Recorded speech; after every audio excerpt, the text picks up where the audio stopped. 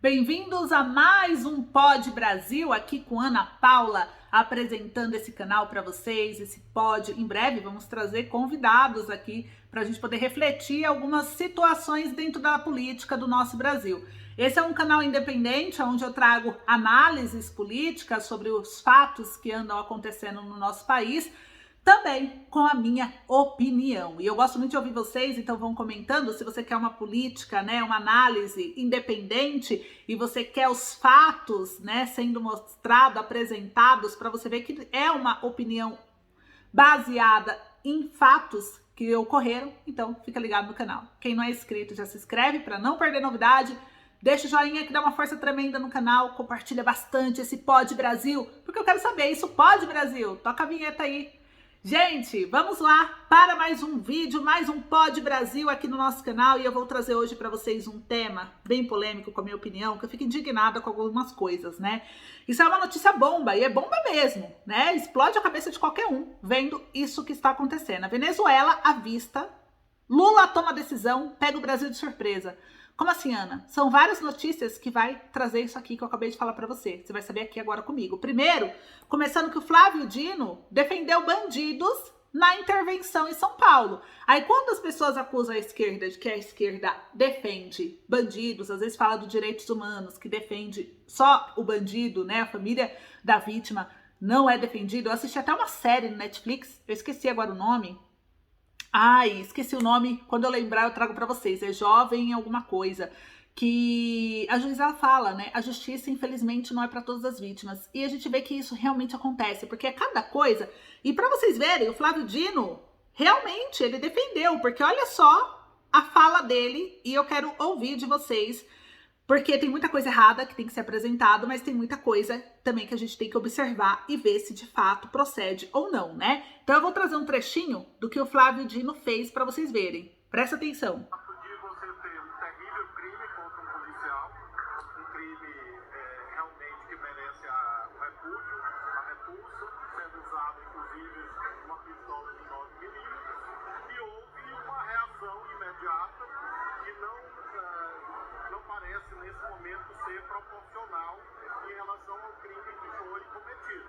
Agora, evidentemente, isso não é possível ser afirmado agora, por 24 horas praticamente, por isso é muito importante garantir o principal, que as investigações ocorram, conduzidas pelas autoridades estaduais de São Paulo. Gente, agora eu quero saber, né, como que pode um ministro falar uma coisa dessa? Reação não parece proporcional ao crime cometido, matar uma polícia que tá aí defendendo a população, defendendo a vida. E aí, tudo bem, um erro não justifica outro erro, mas a questão é um ministro, a forma como ele falou, né? E aí até o capitão Alberto Neto, ele trouxe nada de novo vindo desse desgoverno, um crime terrível contra um policial, contra uma vida, e o ministro Flávio Dino vem dizer que não parece ser proporcional. Como pode aquele que deveria ser o defensor da justiça ser contra o combate da criminalidade no país, né? E a gente sabe que a nossa justiça é falha, muito falha. E o que deveria ser feito? Qual que é a sua opinião, né? Muitos erros tiveram, claro. Estamos dizendo que a polícia é santa e totalmente, né? A PM é totalmente perfeita? Ninguém é perfeito, né? E não podemos generalizar, não são todos. Tem muito policial bom, tem muito policial ruim, assim como trabalhador bom, trabalhador ruim. Mas a gente vê de um ministro trazendo esse tipo de fala, nos preocupa. Não é desproporcional, não é assim que funciona, só jogando pro lado de que a polícia tá errada. Mas cadê a defesa da polícia? Cadê o olhar para todos os lados, né? Então tem que ter um equilíbrio, o governo tem que ter uma inteligência emocional para saber dar uma entrevista referente a esse assunto. Essa é a minha opinião, eu não sei a sua, né? E eu queria que vocês dissessem aí o que vocês acharam desse caso. Um outro caso também, bastante assustador também, né? Olha só o que aconteceu. Kim Kataguiri, né, trouxe aqui esse post. Criei a PEC da redução da maioridade penal. Veja quem assinou. E aí, o Kim Kataguiri, ele pediu para que as pessoas pudessem pedir aos seus deputados do seu estado para que pudessem assinar, né? Então tem uma PEC da redução na maioridade penal e para mim, tá? Minha opinião, eu sou totalmente a favor. Eu acho que assim, né? O Brasil, só falar que é 18 anos, quanto adolescente de 15, 16 anos? Eu lembro muito bem quando eu tinha 12, 13, 14 anos, do que era certo, do que era errado, do que eu fazia, de consequências até também que eu poderia ter. Eu me lembro. Não sei vocês se lembram quando você tinha 12, 15, 14 anos? Se a sua consciência é você fazer as coisas tudo na inocência? Vamos ser sinceros. E o que acontece, né? Está tendo muita criminalidade nessa questão por, eu sou menor, não acontece nada comigo, né? E quais deputados já assinaram? Então ele trouxe de São Paulo, do Paraná, do Rio de Janeiro, Espírito Santo, Amapá, Goiás, Distrito Federal, Mato Grosso. Então ele está pedindo aí ajuda para as pessoas assinarem. E aí ele colocou, né, um projeto para começar a ter uma força popular e fazer com que o Congresso possa aí, né, ajudar nisso, a trazer uma maioridade, né, de crimes aí cometidos por menores de 18 anos. O que vocês acham? Qual é o limite que você acha que deveria ser da maioridade penal? Você é a favor? Né? Aí teve gente que falou isso, vamos lotar nossos presídios com criança para sair formado. Aí teve outros que falaram, né? O dia que um menor botar arma na tua cara, talvez tu mude de opinião, ou na cara da tua família, né? Aí o pessoal vai falando aqui, o pessoal vai, bravo, todo mundo articulando, porque esse é um tema bem polêmico mesmo, e cada um tem sua opinião. Aí tem uma outra pessoa que falou, eu não apoio o Kim, mas eu apoio essa medida, vamos cobrar dos nossos políticos. Aí várias pessoas aqui comentando, né? Tem que ser para 12 anos, 16 anos não adianta nada. E aí, gente, o que vocês acham? Então, muita gente tem opiniões diferentes, a gente percebe o Brasil meio dividido em relação à maioridade penal e eu queria saber a sua opinião. Um outro tema também que aconteceu agora bem polêmico, o capitão Alberto Neto, ele colocou aqui, né, que o STF recusou, depois de 17 anos de vigência da legislação, suspender a discussão sobre a descriminalização do porte de drogas para uso pessoal. E precisamos conter esse absurdo, né, pois será totalmente prejudicial para o nosso país, principalmente nas áreas de saúde pública, que não tem como atender usuários de droga e na segurança, pois abre margem para o aumento do tráfico. É engraçado se tiver o STF, parece que ele está tomando uma liberdade, assim, ele está se sentindo tão livre para tomar algumas ações que dá a impressão que é o Congresso que teria que votar, né? Olha só o que o Carlos Alberto disse, capitão Alberto Neto. O STF está decidindo se o artigo 28 da Lei de Drogas, que trata sobre o uso, a posse da droga, se vai descriminalizar. Hoje, só para que a população entenda, o uso da droga é crime, mas não tem pena de prisão. As penas são advertência, trabalho comunitário, fazer cursos, é isso, é educativo a pena. Mas quando o STF decidir, já está com 4 votos favorável à descriminalização do uso das drogas, ele vai primeiro ultrajar e a entrar nos nossos poderes, que é de legislar. A lei de drogas é de 2006. E agora, depois de 17 anos, que o STF simplesmente acordou e está dizendo que o artigo 28 é inconstitucional, isso é um absurdo. E vai causar um prejuízo na saúde pública, porque o número de usuários tende a aumentar. E hoje nós não temos clínicas suficiente para atender um usuário de droga, um dependente químico, e nós não vamos ter, e vai causar um prejuízo na saúde, porque não tem hospital, não tem tratamento especializado, fora o aumento do tráfico de drogas. Olha o desserviço que o STF está causando.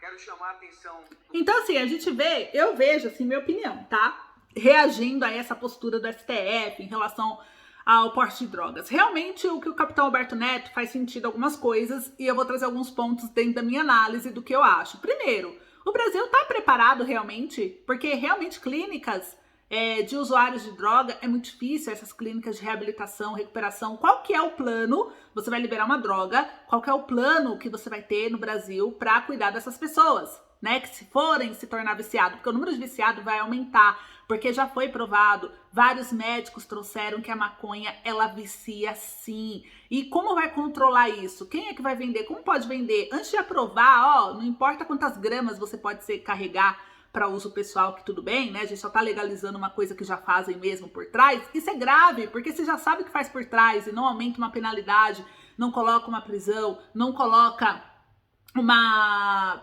sentença maior, não faz a lei valer, isso é grave, isso mostra incompetência, na minha opinião. Então, já que não funciona, todo mundo fica realmente pegando droga ilegal mesmo, então vamos liberar.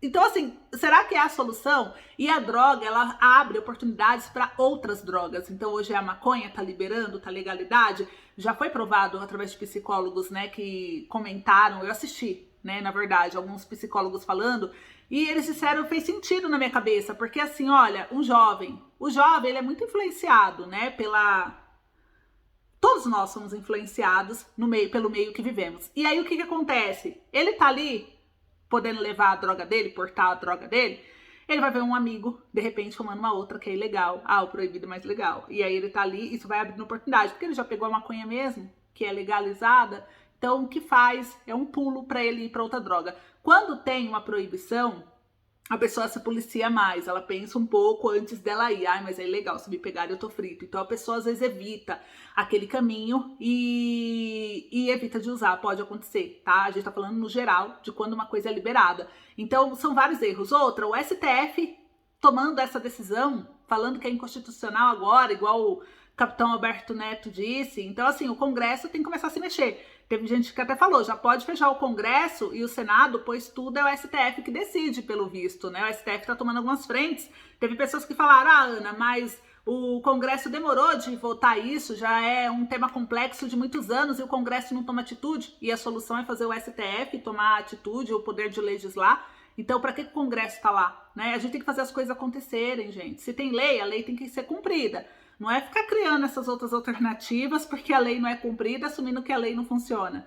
Temos que resolver, a lei tem que funcionar. Como ela vai funcionar? Então, é minha opinião. Eu acho que deveria ser mais ou menos por esse caminho. Não sei se você concorda ou não.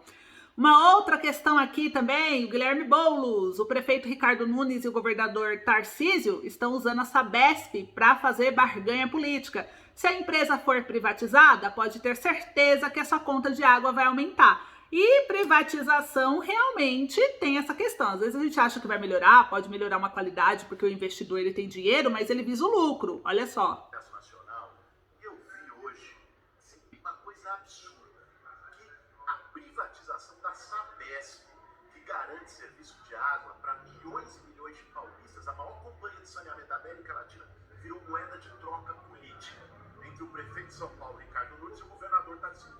O governador quer privatizar a Sabesp, só que precisa do aval da Prefeitura de São Paulo, o prefeito quer o apoio do governador para a eleição, e aí, essa é a negociação que está sendo feita.